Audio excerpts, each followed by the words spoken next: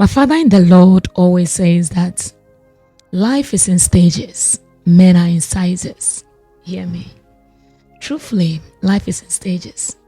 There was a stage in my life when I was growing up, a very young girl trying to find meaning to life. I understood that we were poor, we didn't have money, and I wanted to go to school. I wanted to make something out of my life. And so I have to resort to selling of sachet water, pineapple, meat pie, anything I could lay my hands on, even secondhand clothing. I was selling everything. But there are certain things that I did that I look back, I noticed that it was God's own way of guiding me. Because I used to think that God hated me because the suffering was too much. I remember visiting my mom somewhere in La Paz, and she had come to visit one of my elder brothers. And when I went, she didn't have a place to sleep. So there was this kiosk that a woman was selling this fish and stuff like that. And I have to sleep by her because she was sleeping in that kiosk at that time. And the whole room was smelling of food stuff and all that. I remember those days where my landlord said I couldn't pay my rent and I have to move. And the only place my money could afford was somebody's storeroom. And the storeroom was so small that it could only take my bed and my fridge with my TV on top of the fridge. That is it. When I enter the room, I have to sit on the bed and do every other thing, eat and everything.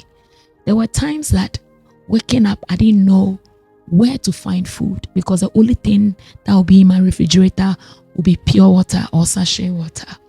Life has been in different stages for me, but God has taken me through certain paths, and these three things have held me together and have defined my path.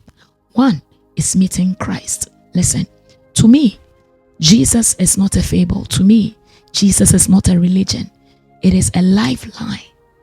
It is a source of strength. It was everything and it's still everything I held on to. And for me, I thought that when you work hard, everything will fall into place. But there were forces that were fighting me that even money could not stay in my hands no matter how hard I work. And so the Jesus factor held me together and fought unseen battles and unseen forces that was beyond what my hands or my intellect or my strength or my agility could go through. The second thing was to have a vision. You must have a vision where you are going. You must see yourself beyond your limitation or wherever you find yourself, because if you don't have a vision, when you arrive, you will not know. I remember when I was selling in Medina Market, I was hustling sachet water and I think meat pie concurrently per the time and season. And the boys that were selling watches and stuff like that by the roadside, they started calling me this name, Aisem, meaning you are too no. Why? Because I'll be speaking English while selling whatever I was selling. And they thought I was too much. I mean, I should flow like every other person. Why was I always speaking English and behaving as if I don't belong there? Of course, I never belonged to the street.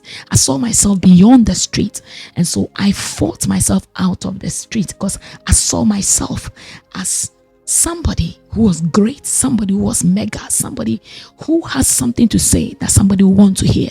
And so I never saw myself that belong in that street. And thirdly, is to have a zeal that is unquenchable.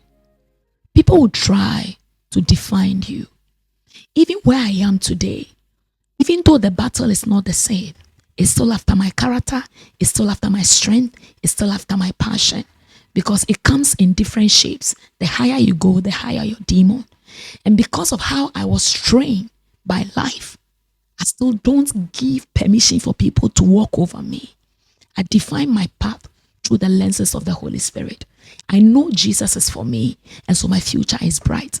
I work like my life depends on it. Whatever I lay my hands on, whether I am preaching, whether I am working, whether I'm in business, my life depends on it. And I'll give it my best. So have a vision, have a zeal, and above all, see yourself beyond where you are. I know you are poor now. I know you don't have life figured now. It doesn't matter. See beyond where you find yourself. I know God will carry you. May my God bless you. Shalom.